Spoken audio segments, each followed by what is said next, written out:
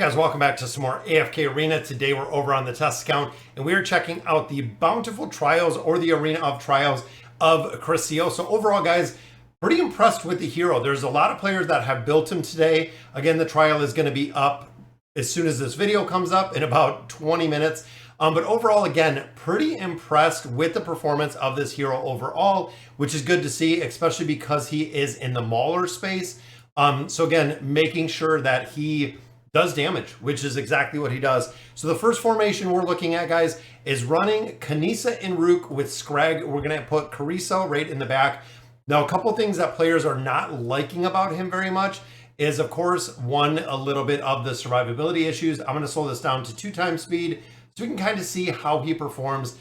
Now, this, in my opinion, guys, the Invade team running with Scrag, I called it when he first came out. What I'm hoping that he is going to do is I was actually running Carassio with the Awakened version of Baden, running him with Entendre, running him with Anasta, running him with Salakai. Worked incredibly well, and he did a significant amount of damage. Big thing with the damage, guys, is it has to be in a kind of a clumped up formation. So again, looking at this dynamic, Carassio and Rook puts the heroes together so he can maximize the damage that he is doing in here, making it really viable. Now from here, we're going to move up and to the right because this is the exact same formation, which again, you're going to see Carassio and Rook is going to pull everybody in together, which is very similar to what we see with the Awakened version of Brutus when he ults, pulling everyone in together. And then of course the AoE damage, it looks like he is banished right here, guys. So probably not going to see a lot of damage on this aspect just because of him being banished. Now, in addition, Mauler Tower, just because you're kind of limited to heroes in there, you can see not doing a ton of damage here, but the Mauler Tower overall is a place that he is absolutely going to shine. But again, because of the limited selection of heroes that we do have in there, going to be a big reason. Now this one, we are looking at Alna. We are doing Titus right down here, which I haven't seen in forever. We're going to run Halos, and then it looks like we do have Oden. This is going to set this formation, guys. Titus, again, a lot of players, even like the pushback, the crowd control, Titus used to have an incredible amount of utility because once upon a time, he was actually the only crowd control hero within the Mauler faction. But look at that, guys, 6.16. So overall, some decent damage out of there. Of course, he picked up the buff from Halos really early in that one to amplify the damage. Now remember, the Arena of Trials is great for the loot that is in here, but overall, looking at the dynamics, looking at the formations, not really super impressed by any means when it comes to these formations, just because, again, they are stationary, they are stagnant when it comes to the builds we see in here. Even right there, guys, he couldn't get through Isolde, but look at the damage, 5.32. This is not very indicative of the damage he's going to do in different game modes. And I really don't think when it comes to campaign formations that we're going to see a ton of utility for him. This one, we have Carassio and Rook. We have Oku, which again, a lot of players do not build Oku.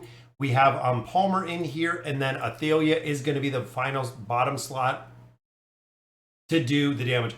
I like how he goes to the enemy side. So I know Trisha put up a message a little bit earlier, but it seems like it is just a slightly less effective Orin, because Orin has a couple abilities with the fungus and also the healing ability, where Carassio does lack those abilities that, again, that Orin lacks. So between those two, again, we're going to have to see the viability. A lot of players were thinking that with the release, with a lot of whales building him, that we would actually see him within the Nightmare Corridor.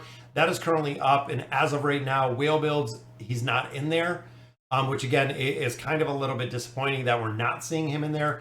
But overall, guys, decent damage in the correct formation, which is what we're going to have to figure out exactly where he is going to, where he's going to fit perfectly in those formations. But come in here, guys, pick up your stone. It is a free, could be Celestial or Hypogean hero out of here.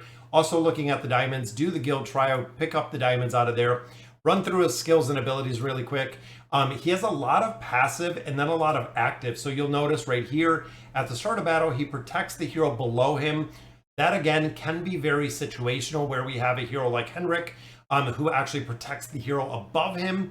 This is the one below them. If the protected hero is alive and there are enemies around them, Crassio damages all hero enemies near him for 320%, then teleports to the protected hero and damages all enemies around there. So again, this is going to have to be a hero that is going to go front line to really make the most of this protected hero, which again, a lot of players are saying if we run like him with Ulna below him, could make a really big difference. But again, I liked running him with Brutus because Brutus literally rushes to the front and pushes back. If not, he will only slash the enemy near himself twice, which again is really going to mitigate the damage. Then of course the attack rating reduction and the defense rating reduction, pretty good abilities right there. Looking at the dagger dash, again, targets the enemy that has dealt the most damage to the protected hero. So this is really his trigger, marking them with Corey. This skill is dependent on the distance from the Corey. If the Corey's near him, he slashes twice, damaging all enemies near him. Again, the AoE factor that he has is going to be one of the really big things, but also destroying the shields could be beneficial again, which is going to be interesting. If the shield remains shielded value is below 1,000 of the attack rating, again, we're going to have to figure out exactly where he is utilized. Passive ability, again, trigger and an active ability. When him or his protected hero takes a single round of damage exceeding 20%, which again, you could really make this very situational. And then the passive ability, he inflicts damage to enemies on the enemy front. If there are passive triggers remaining, the enemy will be dealt damage equal to the attack rating. Again, I don't like the situational part of the hero, but this goes from 3 times to 7 times, which of course is that plus 30 engraving. And then this one is the plus 60 engraving. It seems like this is going to be one of the triggers and one of the requirements. Crassio, this skill on the area around the enemy with the highest attack rating, he then grants himself a shield equal to that. So again, the survivability issue, this effect will not trigger the skill's cooldown. So he can use this skill without triggering the cooldown, which is awesome to see. Then of course, when he deals damage to the Corey, he gains 5 points of crit and tenacity. This makes me think the longer the battle, this is going to stack pretty high. Then of course, it just gets better and better going down there. Then we have his furniture. As long as the protected hero is still alive, he gains 50% attack rating, which again, you have to make sure the protected hero is really the one that cannot die in here. Every time the total of the protected hero reaches 10%, he will actually have the attack rating reduced.